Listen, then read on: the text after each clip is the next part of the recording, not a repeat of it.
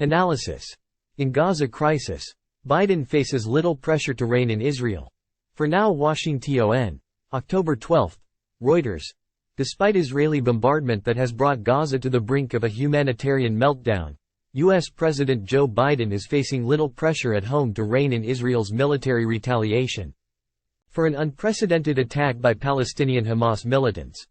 Biden appears to have given Israeli Prime Minister Benjamin Netanyahu a free hand, for now, to press his war against Hamas, though a threatened ground offensive, with the likelihood of a higher civilian death toll, could force the president to rethink that approach. Time equals 400 ms, greater than as Biden vows rock-solid support for Israel. He has only faced scattered protest from the left wing of the Democratic Party over his acquiescence to Israel's tough crackdown in the crowded coastal strip. Leading Democrats have helped him keep a lid on any intra-party dissent, seeking to project a message of unity, despite calls from a few progressives to get Israel to act with restraint to avoid massive civilian casualties as it battles Hamas. There has also been a growing international outcry, but Biden's allies want to avoid giving Republicans an opening to accuse him of undercutting U.S. ally Israel's military response, which could make the crisis a political liability as he seeks re-election in 2024. Republicans have shown near unanimity in backing whatever military action Israel decides to take after suffering the deadliest attack on its soil in decades. More than 1,000 people were killed and dozens more abducted into Gaza, including Americans.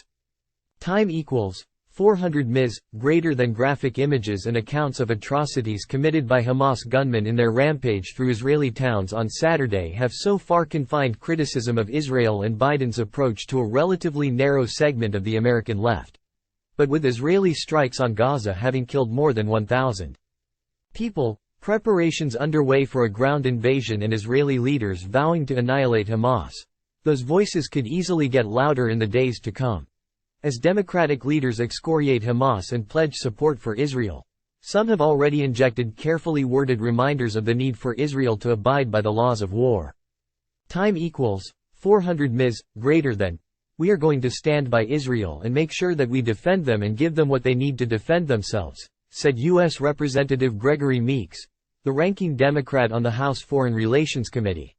But with militants using ordinary Palestinians as human shields, he said, we must keep these Palestinian people and their safety and livelihood in mind as we crush Hamas. For much of Congress as well as the American public, Israel's likening of the devastating Hamas assault to the September 11, 2001, hijacking attacks on New York and Washington has resonated widely. Time equals 400 ms, greater than U.S. Representative Rashida Tlaib, the only Palestinian American in Congress, this week issued a statement that drew criticism for saying she grieves for both Palestinian and Israeli lives lost. In a tough message to Israel, she said the path forward must include lifting the blockade, ending the occupation, and dismantling the apartheid system that creates the suffocating, dehumanizing conditions that can lead to resistance. Responding to a question about early criticism of Israel's response by other liberal lawmakers who had equated the Hamas attack with past Israeli actions, White House Press Secretary Karine Jean-Pierre denounced such statements as repugnant. Our condemnation belongs squarely with terrorists, she told reporters on Tuesday. Democrats have for years grappled with tensions between pro-Israel moderates and a faction of progressives critical of Israel, especially for its treatment of the Palestinians and expansion of Jewish settlements.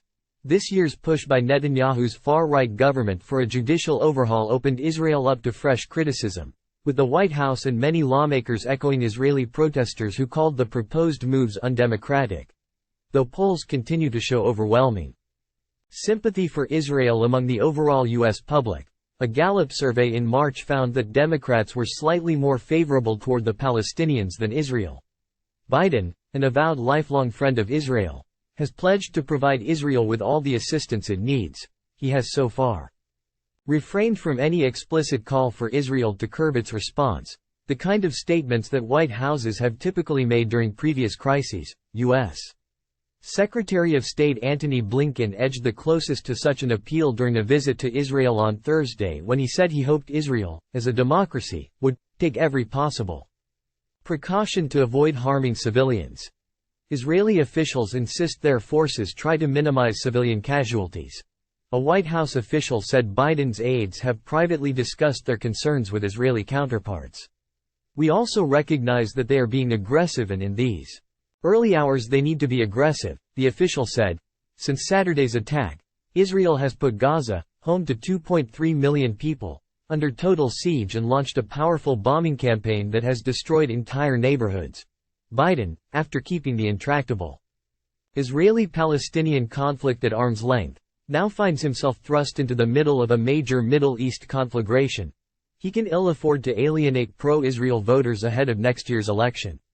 The powerful pro-Israel lobby, headed by AIPAC, is a major force in U.S. politics and has often backed Netanyahu, with whom Biden has been forced into an uneasy wartime alliance. While winning praise in many quarters for his stalwart backing for Israel, Washington's closest ally in the region, the crisis has also stirred criticism for not devoting enough attention to the plight of Palestinians, who have seen their hopes for statehood grow ever dimmer under Israeli occupation. Their guiding philosophy on this issue has been, for the past 3 years, to do as little as possible, said Khalid El-Jindi, a former Palestinian negotiations advisor now at the Middle East Institute in Washington, U.S. Officials have said the time was not right to attempt a resumption of long-suspended Israeli-Palestinian negotiations, largely because of the intransigence of both sides.